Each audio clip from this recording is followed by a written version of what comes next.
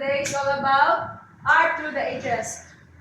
So art through the ages, the history of arts spans thousands of years and encompasses a diverse array of cultures and artistic styles, reflecting the evolving nature of human creativity. Artists throughout history have constantly pushed the boundaries of artistic expression, even to this day. So, periods in the history of art. Dawn of BC or before Christian time. Paleolithic art. So this is the art of Paleolithic. So Paleolithic art refers to the art created during the Old Stone Age, specifically the late Upper Paleolithic period, roughly 15,000 to 10,000 years ago, marked by the creation of early figure art. So this art, mostly makita nyo siya sa cave. Like, hindi naman siya makita sa cave ang Paleolithic art. Next, Neolithic art. 8,000 BC to 5,000 AD. Neolithic art refers to artwork from the New Stone Age, 10,000 to 2000 BCE or before the Christian era, characterized by the transition from hunter-gatherer to farming societies in the creation of settled communities. So this is the art of Neolithic. Pagkita niyo na yung mga base, like na yung mga tabo, and na yung mga murag halibi siya nga dagto sa murag mga batong halibi ka. Ako ng art sa Neolithic. So next, Egyptian art. 3000 BC to 100 AD. Egyptian art. Egyptian art created roughly from 5000 BC to 300 CE is known for its symbolic stylism and consistent nature, with its primary purpose being religious and funerary, emphasizing the afterlife and the power of deities and pharaohs. So this is the art of Egyptian. Makita niyo yung mga nilang culture. I like that. Next, ancient Near Eastern art. Neolithic era to 651 BC. So ancient Near Eastern art encompasses diverse artistic expression from Mesopotamia, Sumer, Assyria, Anatolia, Persia, and the Levant, characterized by relief sculpture, cylinder cells, votive figures, steles, and monumental architecture like ziggurats. So this is the art of ancient Near Eastern art. Makita ninyo nga na ay mga tao nga na ay like mga stone nga na ay tao nga nakapana. Muna siya ang ancient Near Eastern art. Next, Bronze and Iron Age art. 3000 BC debate. This age are denoted by when culture began to commonly use the middle names. Some previous cultures had occasionally made jewelry and other objects from these substances, but it is not considered an age until a full range of objects is frequently in use. So this is the Bronze and Iron Age art. Muna bronze. Ang art sa Bronze and Iron Age art. Next, Aegean art. 2800 to 100 BC. Aegean art is art that was created in the lands surrounding and the islands within the Aegean Sea during Bronze Age, that is until the 11th century BC, before ancient Greek art. So, ang Aegean art, makita niyo siya sa mga balas, sa mga islands, mga siya, like that. land. Makita niyo sa land ng mga art. Ginahimo sa balas. Next, Archaic Greek art, 660 to 480 BC. So, Archaic Greek art was a transitional period that saw the development of monumental stone sculpture, particularly the male chorus and female core figures, and advancement in pottery with the introduction of black figure and red figure techniques. So, ang angkor, mo na mostly ang makita niyo ang angkor kay bayi na siya female core asan din. Mo na ang mga female core kay mga tag-as ay ang mga bugbo. Ang saling tag-as kay mo na ang mga male chorus. Mo na ang archaic Greek art. So next kay classical Greek art, 480 to 323 BC. Classical Greek art flourishing from roughly 480 to 323 BC after the Persian Wars is known for its realistic and idealized human figures characterized by harmonious proportion, emotionally depth, and naturalistic pose like contrapposto. So, mostly, bakit ang pinatuloy nga art to, kanila like, may kaning art, this one, may siyang sa classical Greek art. So next, Hellenistic art, 323 BC to 2027 BC. So Hellenistic art describe the Greek art that flourished after Alexander the Great, that characterized by its department classical ideas of perfection, embrace realism, intense emotion, theatricality, and diverse subjects such as old age, defeat, and sensuality. So, marag same na siya sa classical Greek art na art. So, pero like, iyan ang position din, murag na siya na pako. Muna siya ang Hellenistic art.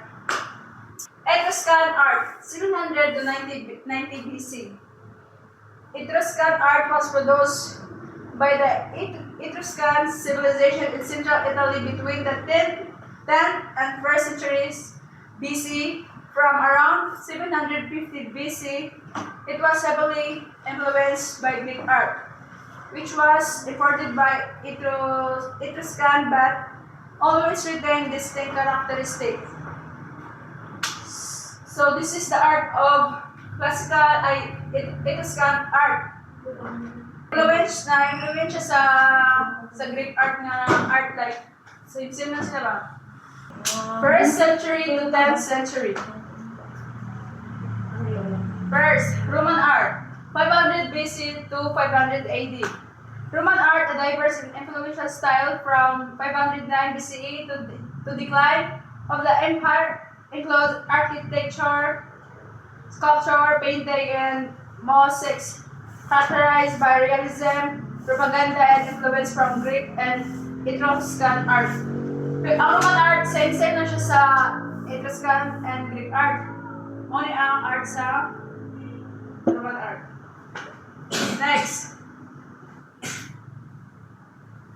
Celtic art, Persian art, and Sasanian art.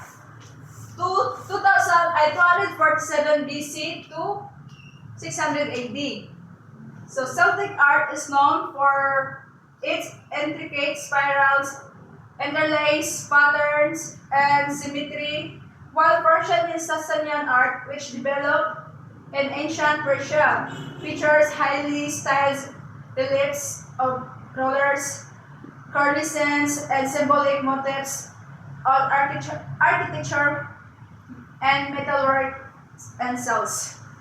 So, mga isang arts, ang Celtic art, Persian art, and Sasanian art. Next, steppe art, 9000 BC to 100 AD. Steppe, vast grassland devoid of trees and with little diversity and vegetation, receiving around 25 to 30 cm. So ang step art, mostly ang iyang art kay mostly about grassland, like puros kuan kaning grassland gid siya ang art. Amo na siya ang step art, all about grass. Indian art. Indian art 2000 BC to current. Indian art refers to the diverse art forms of the Indian subcontinent, characterized by vibrant colors, spiritual themes, and intricate designs. So, mao ni ang Indian art. Makita niyo mga painting, mga textile, mga with many styles. Next, Southeast Asian art. 2200 BC to present. Southeast Asian art is a diverse field influenced by indigenous cultures, major religions like Buddhism, Hinduism, and Islam, and extensive trade with China and India, resulting in a rich blend of visual arts, performing arts, and traditional crafts such as batik, weaving, and metalwork, which often explore themes of nature, spirituality, and community. So, amo ni ang Southeast Asian art. Next, Chinese and Korean art, Japanese art. 11,000 BC to present. Chinese art is known for elaborate bronze, calligraphy, and landscape painting focused on the harmony between nature and man. While Korean art includes landscape and folk art like Minhwa, often featuring plum blossoms and other plants, and was historically influenced by China. Japanese art developed from this influence, specializing in wood block prints or ukiyo-e, depicting daily life, and also includes distinctive pottery sculptures and origami. So, muna ang Chinese art, like makita nyo like nasa yung mga kaway-kaway, di ba? Ang Korean art, makita ninyo sa na yung mga blossom. Ang sa Japanese art kay mostly mga ocean or waves. Next, early Christian art. 260 to 525 AD. Early Christian art or Paleo-Christian art emerged from the 1st to the 6th century CE, characterized by adaptation of classical Roman styles and forms to convey Christian themes. So mao ni ang makita sa early Christian art like mga gods, more on religious ni siya nyo. Ang ni ang early Christian art. Next, Byzantine art, 330 to 1453 AD. Byzantine art refers to the religious artwork and architecture of the Byzantine Empire, characterized by its departure from classical naturalism for abstract forms and its pervasive integration of Christian theology and imperial propaganda. So, ang Byzantine art, religious po siya, more same siya, Christian art. Irish art, 3,300 BC to present. Irish art is produced in the island of Ireland and by artists from Ireland. The term normally includes Irish-born artists as well as expatriates settled in Ireland. So this is the art of Irish art. Simple lang siya. Pero common. Next, Anglo-Saxon art, 450 to 1066 AD. So Anglo-Saxon art covers art produced within the Anglo-Saxon period of English history, beginning with the migration period style that the Anglo-Saxon brought with them from the continent in the 5th century. So this is the art of Anglo-Saxon art, like murag one siya helmet sa unang mga So, unang mga panahon, like mga swords, helmet, mga nang Anglo-Saxon art. Next, Viking art. 780 AD to 1100 AD. Viking art, also known commonly as Norse art, is a term widely accepted for the art of Scandinavian, Norsemen, and Viking settlements for their field, particularly in the British South and Iceland during the Viking Age of the 8th to 11th century. So, mga ni ang art sa Viking art. Kung muna kayo siya ang Viking art, kaulan mo na. And last is Islamic art, 600 AD to present. So Islamic art is the vast and diverse art and architecture developed since the 7th century city in lands inhabited or ruled by Muslim population, encompassing fields like architecture, calligraphy, ceramics, and textiles. So mo yung Islamic art, bila yung mga textile, mga ceramic, ano siya. And that's all. 10th century to 15th century. First is pre-Columbian art, 13,000 BC to 15,000 AD. Ang pre-Columbian art encompasses a diverse range of art forms from Americas, including sculptures, painting, textiles, and architecture used for record keeping, communicating cosmologies, and representing political and religious belief. Ang pre-Columbian art is kana siya nga art nga represent ang political religious belief. Then next is Northern American, Indian, and Inuit art, 14,000 BC present. Muna siya encompasses the diverse crafts and artistic creations of indigenous people across the continent from the southern US to the Arctic. Kuhaan na siya.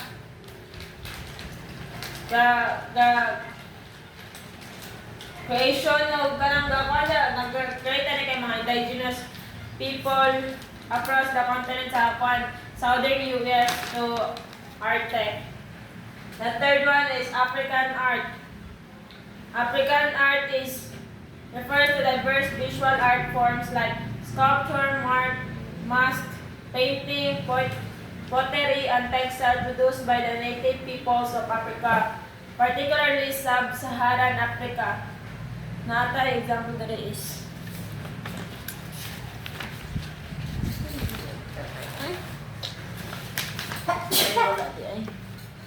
wala na ito ikuan picture.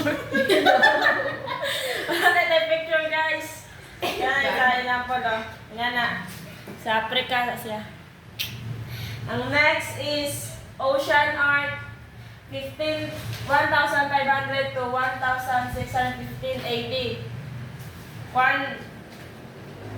Oceanic art, or the period of early contact, saw the continued flourishing or the best traditions such as Mauro wood carvings in New Zealand and the pinnacle of Easter Island stone Moai figures around 1,400 to 1,500 AD. And the next is Carolingian art, 780 to 100 AD. Refers to the artistic style of Frankish Empire during the reign of Charlie Magne and his successors. This Carolingian Renaissance revived classical Roman forms with a Christian purpose. Next is Ottonian art, 900 to 11,050 AD.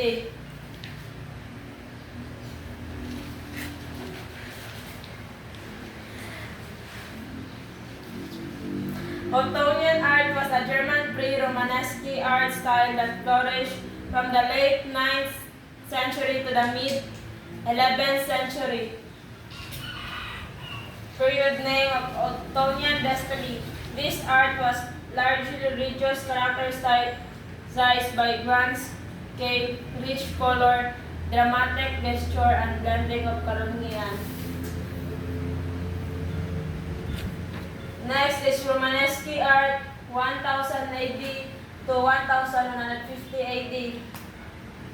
Emerged across Western Europe during a period of economic growth and increased monasticism characterized by its fusion of Roman, Byzantine, and local Germanic traditions to create a coherent style focused on grand architecture like massive churches and innovative sculptures.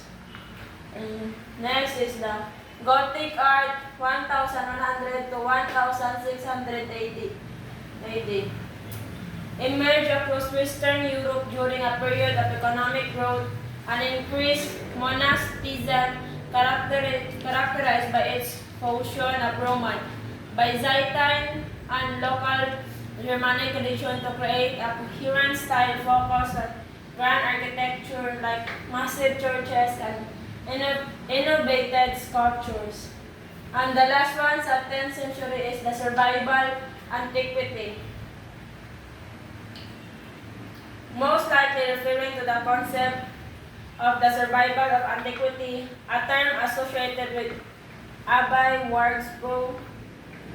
This concept explores how elements of classical antiquity like literature, art, and scholarly tradition persisted and were preserved through the Middle Ages and beyond, particularly in the Eastern Roman Empire.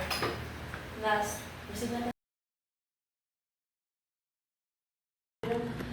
Concise historical journey. So first is cave art or Paleolithic art.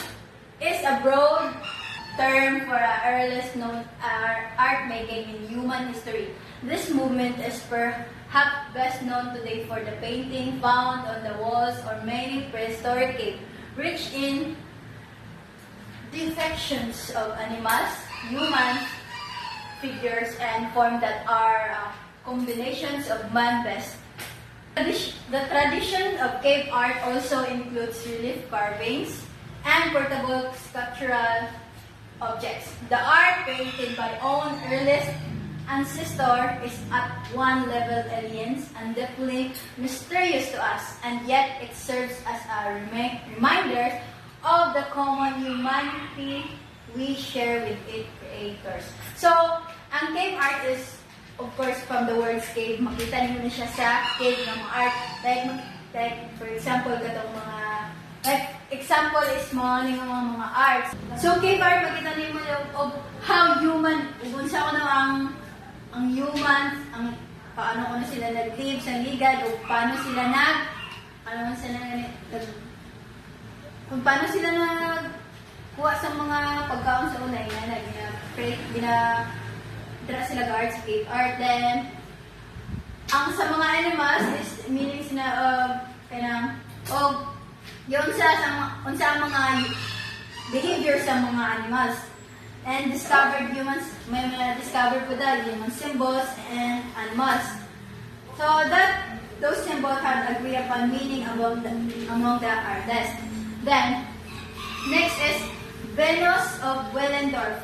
Perhaps the most well-known work of three-dimensional arts from the Paleolithic periods, the Venus of Willendorf, is a sculpture of a woman which exaggerated female features including breast, hips, and public area. A small works measuring little more than 4 inches high and status has no distinguishing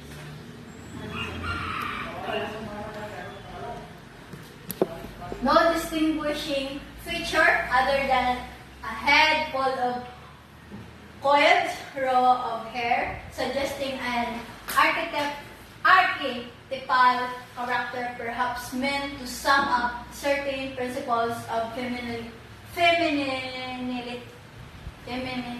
or fertility rather than an individual human being. So, Venus of Willendorf is mo na siya ang Venus of Willendorf is mo na siya ang symbolize ang female features including breast, ang iyahanga belly, ang mga private parts ng mga baye. So, why Venus Willendorf is look fat? Because a very common examples of fat being equated with sexuality. That is why Venus Willendorf is so fat. A huge belly probably represent pregnancy. Pregnancy. The thing, breast and hips are all correspondingly large. This could mean ang meaning natin sa Willendorf is, ginamit na siya is, fat equal beautiful. But only if we assume fertility, goddess are necessarily personifications of beauty. So, that is the meaning of Venus of Willendorf na ng tambok siya. It's because according to fat is a beauty. Dili lang nato siya makita ang beauty sa mga niwang, makita po nato ang beauty sa mga tambok. So, third is the Hall of Bulls. The luxurious cave, one of the most impressive in the Paleolithic period, featured many different paintings across several chambers. The area known as the Hall of Bulls is important because it supported the view that certain art, as an ancient cave, were used as gathering place for spiritual ritual or ceremonies. The Hall of Bulls is a painting featuring a large number of prehistoric animals, including bulls, horses, cockroach, and deer. So, morning siya ang example sa Hall of Bulls. Like, makita po niyo siya ang Hall of Bulls dito sa cave painting.